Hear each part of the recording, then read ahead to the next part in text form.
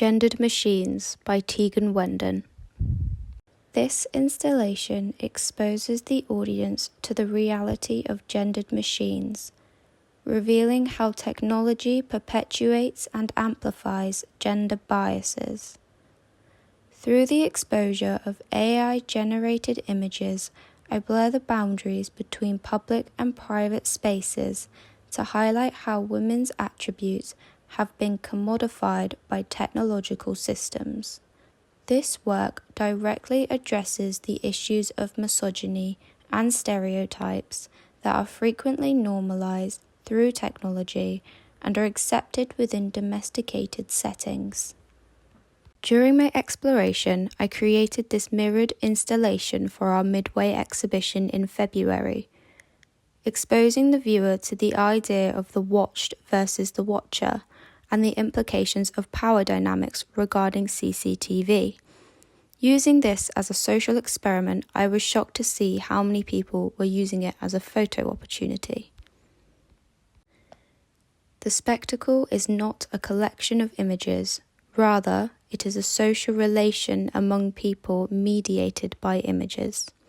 Debord explains here that what we see isn't just images, it affects how we interact with each other. So how would this be affected if we didn't see the images? If I didn't physically show or create any imagery of the surveillance taking place, but there were signs of CCTV, would it go unnoticed? Oculocentrism surrounds the idea of visuals and how they form our perspective of the world. But if you cannot visibly see something, was it ever even happening? With my dissertation research, I found myself looking further into this and into the likes of Amazon Alexa, which caused me to delve into the idea of a gendered machine. The unnoticed invasion of these small objects into domestic spaces and how they can harm women. The aim for the final piece I have created is to open the conversation of why do machines have to be female presenting, or why do they have to be gendered at all? Patriarchal societies are not only male-dominated, but they are male-identified, male-centered, and tend to cause the oppression of women by devaluing the work they do or treating them as though they are invisible. In York's book, Gendered Attitudes and Violence Against Women, she advocates for women exposed to toxic stereotypes and misogynistic mindsets. Considering the technological advances of AI and home assistants are being created primarily by male-dominated companies, accentuates what York explains. Through this research, I have developed my knowledge of the underlying misogyny within these machines and how they are reconstructing this within domestic settings.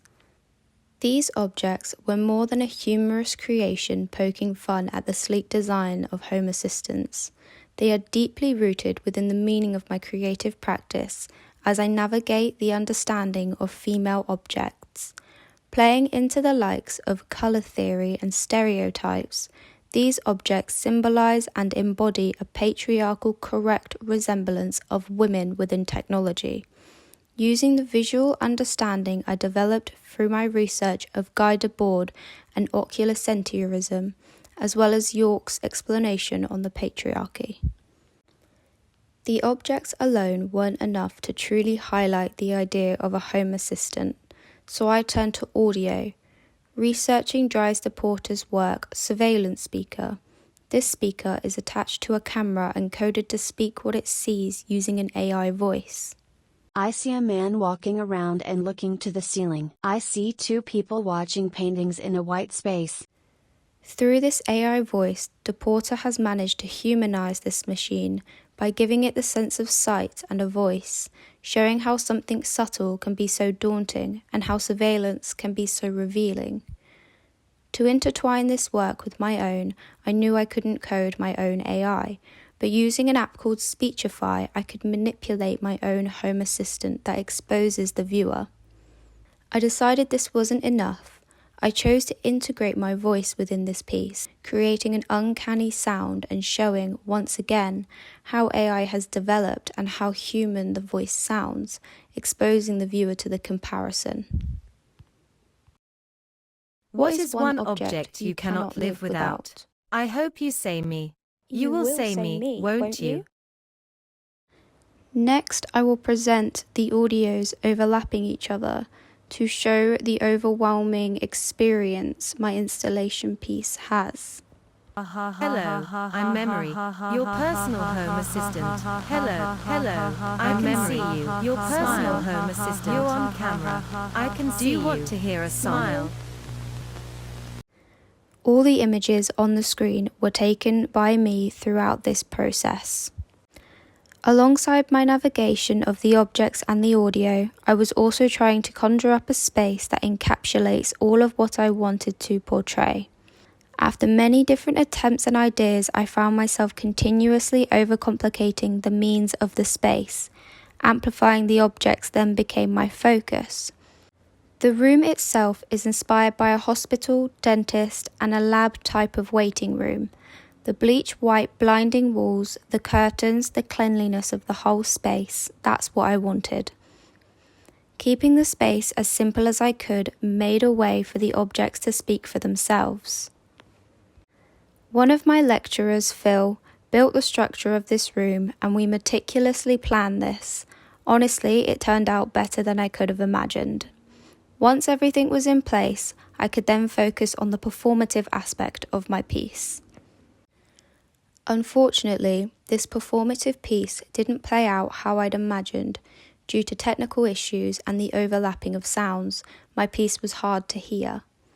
To overcome this, I waited until the space was quiet to perform. The video playing on the screen is live footage from this performance during the exhibition. It's all set up for you. If you can answer as loud and clear as possible. Just go over towards that machine over there. Which machine? Just in the corner there.